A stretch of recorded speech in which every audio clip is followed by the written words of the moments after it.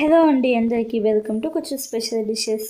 పెళ్ళిళ్ళలో చేసుకునే దొండకాయ వేపుడు సింపుల్గా టేస్టీగా డీప్ ఫ్రై లేకుండా తక్కువ నూనెతో ఎలా చేసుకోవాలో చూపిస్తున్నాను. వట్టి అన్నంలోకి బాగుండిద్ది, అలాగే సైడ్ డిష్గా కూడా బాగుండిద్ది. ఎలా చేసుకోవాలో చూపిస్తాను. ముందుగా దొండకాయలు 2 వైపులా తడి మీద కట్ చేసుకొని ఇలాగ 4 భాగాలుగా కట్ చేసుకొని పక్కన పెట్టుకోండి. ఇప్పుడు స్టవ్ ఆన్ చేసుకొని కడాయి పెట్టుకుని ఒక 3 టేబుల్ స్పూన్ల దాకా ఆయిల్ వేసుకొని తాలింపు గింజలు ఒక 3 టేబుల్ స్పూన్లు వేసుకోండి. అలాగే 2 ఎమ్మల కరివేపాకు వేసుకొని 2-3 పచ్చిమిర్చిని చిరకరగా కట్ చేసుకొని వేసుకోండి. అలాగే 2 ఎండుమిరపకాయలను సగానికి తుంచుకొని వేసుకోండి. తాలింపు గింజలు కొంచెం లైట్గా రంగు మారుతున్నాయి అనుకున్నప్పుడు ఒక చిన్న సైజు ఉల్లిపాయను పొడుగ్గా కట్ చేసుకొని వేసుకోండి. ఉల్లిపాయలు కొంచెం పింక్ కలర్కి వస్తున్నాయి అనుకున్నప్పుడు అల్లం వెల్లుల్లి పేస్ట్ ఒక 1/2 టీ స్పూన్ దాకా వేసుకొని అల్లం వెల్లుల్లి పేస్ట్ పచ్చివాసన పోయేదాకా ఫ్రై చేసుకోండి.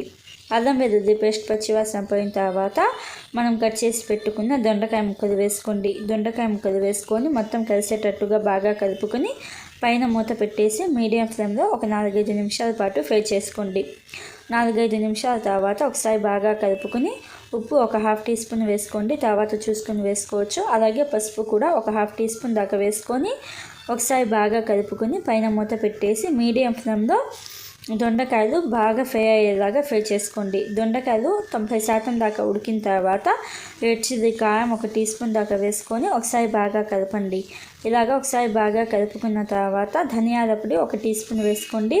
అలాగే జీలకర్ర పొడి ఒక 1/2 టీ స్పూన్ వేసుకోండి. గరం మసాలా పొడి ఒక 1/2 టీ స్పూన్ దాకా వేసుకొని ఒకసారి బాగా కలుపుకొని సన్నగా కట్ చేసిన కొత్తిమీర అలాగే ఎండు కొబ్బరి పొడి ఒక 3 టేబుల్ స్పూన్లు వేసుకొని ఒకసారి బాగా కలుపుకొని ఉప్పు సరిపోయిందో లేదో చూసుకొని అడ్జస్ట్ చేసుకోండి.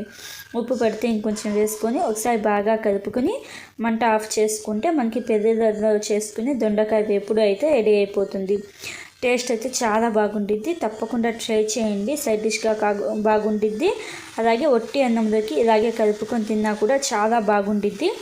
తప్పకుండా ట్రై చేసి మీకు ఎలా వచ్చిందో నాకు కామెంట్ బాక్స్లో చెప్పండి.